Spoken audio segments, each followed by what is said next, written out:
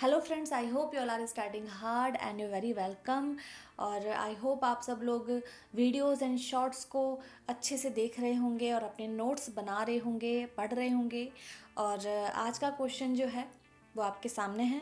सवाल है कि भरत के द्वारा वर्णित अलंकारों को इंगित करें।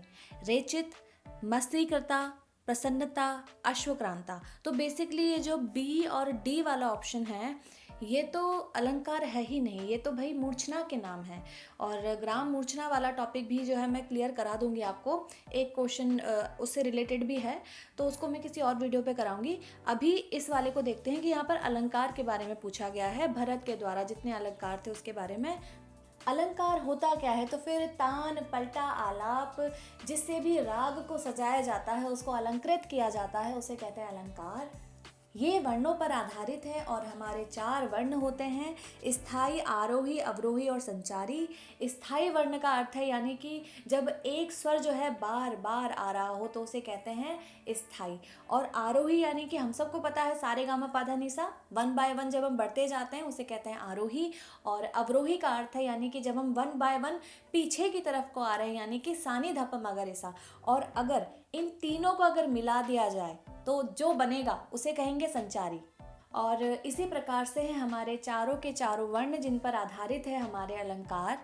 भरत मुनि से पहले अगर हम मतंग मुनि की बात करें तो इन्होंने 33 अलंकारों को माना और अहोबल ने 68 अलंकारों को माना। और वहीं नान्यदेव जी ने 56 अलंकारों को माना, जिसमें कि स्थाई के अलंकार है 7, आरोही के अलंकार है 12, अवरोही के अलंकार है 12 और संचारी के अलंकार है 25। तो याद रखना, इतनी बात करने के बाद अगर शारंग देव जी को छोड़ दिया जाए तो ये तो गलत हो जाएगा।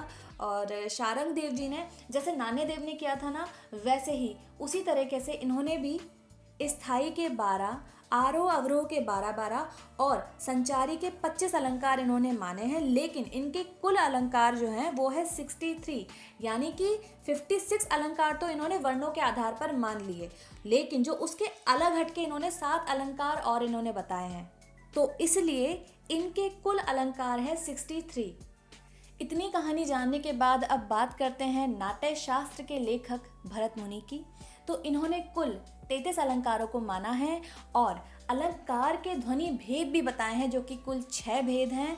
बेसिकली इनको अलंकार के प्रकार भी कह सकते हैं, जिनमें नाम है उच्च, दीप्त, मद्र, नीच, द्रुत और विलंबित।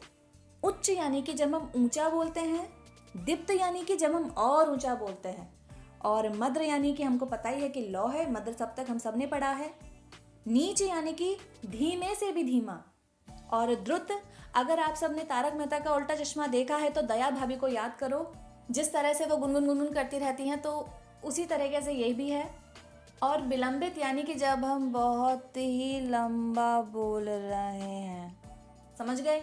अगर इनके 33 अलंकारों की बात की जाए तो ये सब के सब आपको अभी दिखाई दे रहे होंगे। कुल 33 अलंकार हैं, जिनमें से स्थाई के अलंकार है 7, आरोही के अलंकार है 12, अवरोही के अलंकार है 5 और संचारी के अलंकार है 13। तो हो गए ना कुल 33 अलंकार। और अगर विष्णु पुराण और वायु पुराण की बात की जाए तो इसमें भी अलंकार के 4 नाम दिए गए हैं। और विष्णु पुराण में जो 4 अलंकारों के नाम हैं वो हैं प्रसन्नादि, प्रसन्नाद चंता, प्रसन्नात्र, प्रसन्न मध्या। ये चारों अलंकार स्थाई वर्ण से हैं।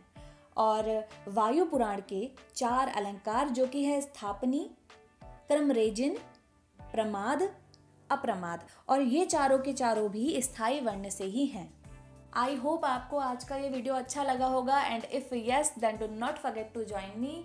एंड जितना भी समझाने का था उसको मैंने समझाने की कोशिश की है, और जितने भी फैक्ट्स हैं उन सबको मैंने लिख दिया है। तो आप लोग अच्छे से नोट्स बनाना, इसको याद करना।